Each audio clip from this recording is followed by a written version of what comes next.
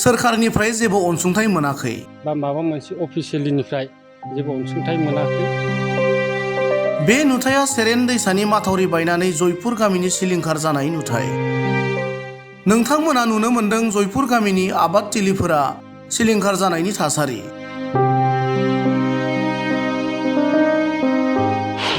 सेरेन दैसानि जेंनाखौ अरायथा सुस्रांनो सोरखारखौ खावलायदों रायजोफोरा। बे दैया जोंखौ गोबां नस्थ' खालायबाय। बेवहाय जोंनो सरखार फालनिफ्राय अनसुंथाइ बा माबा मोनसे होनानै बे गामिखौ सिगांनि बायदि रैखाथि होयोब्ला जों जोबोद मोजां मोनगोन।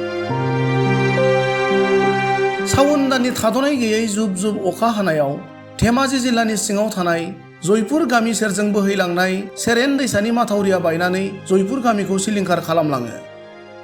बे समाव दैबानाजों सिलिंखार जाजानाय जयपुर गामिनि रायजोफोरा गोबां हालाय हाफाय जानानै थानांनायनि गेजेरजोंबो सेरेन दैसानि बायलांनाय माथावरिखौ थेनानै लानायनि राहाखौ खालामनानै लानो गोनां जादों। मख'जाथावदि सोरखारि अनसुंथाइखौ नेयालाबानो जयपुर गामिनि नखरफ्रोमबो थफा थफायै औवा लाबोनानै बस्थायाव हा सोना सेरेन दैसानि बायलांनाय माथावरिखौ थेनायनि राहाखौ खालामनानै लादों। गुबुन फारसेथिं बोसोरफ्रोमबो सेरेन दैसानि गले गले जाबाय थानाय बे जेंनाखौ अरायनि थाखाय सुस्रांनानै होनो थाखाय सरखारखौ राहा लानो जयपुर गामिनि रायजो राजाफोरा खावलायो।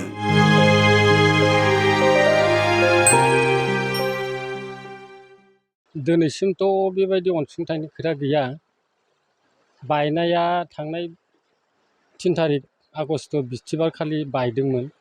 ओमफ्राय मैया मोनसे बहुद 24 घन्टा हर सान अखानि गेजेराव बे बायनायजों उसिफावनानै दिनै नैबे सेलं जयपुर गामिनि नैबे दा नुसारि जिथु कन्डिसन, बियो सेलं जयपुर गामिखौ जेरैबायदि खहा खालायबाय, बेवहाय दुखु खस्थ'नि गेजेरजों जि रायजोआ दिनै भेटि बान सेफगार्ड होदों, बे रायजोनि मोनसे नाजानायजों जों दिनै मावनो गोनां बायद' जादों। खारन गामि रैखाथिनि थाखाय जिखुनु प्रकारै जों रायजोआ गाव गावनो बे खामानिखौ उपजासे गोसो जानानै मावदों।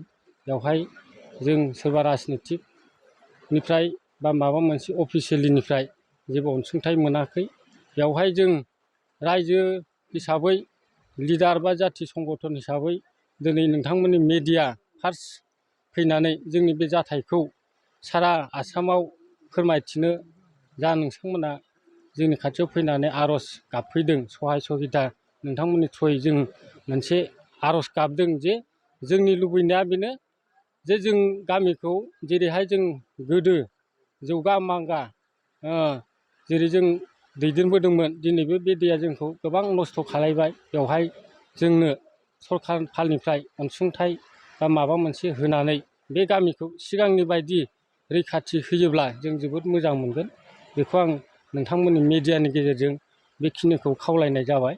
बेवहाय नोंथांमोना जेरैबायदि लुबैदों जों बेबायदि हयथ' हाजोबाखैबो। जों सरखारनिफ्राय जेबो अनसुंथाइ बा राजनितिक लेभेलनिफ्राय अफिसियेलि लेभेलनिफ्राय जों दिनैसिम बेबायदि मोनाखै। खिन्थु खस्थ' हिसाबै जों रायजोआ दिनै गाव गावनो न'खरनिफ्राय औवा थसे मानसि हिसाबै ओंखारनानै बे खामानिखौ सेफगार्ड हिसाबै जों रायजोआ मावदों। बेवहाय गावनिफ्रायबो जों जेबो मोननाय जाथ'वाखै।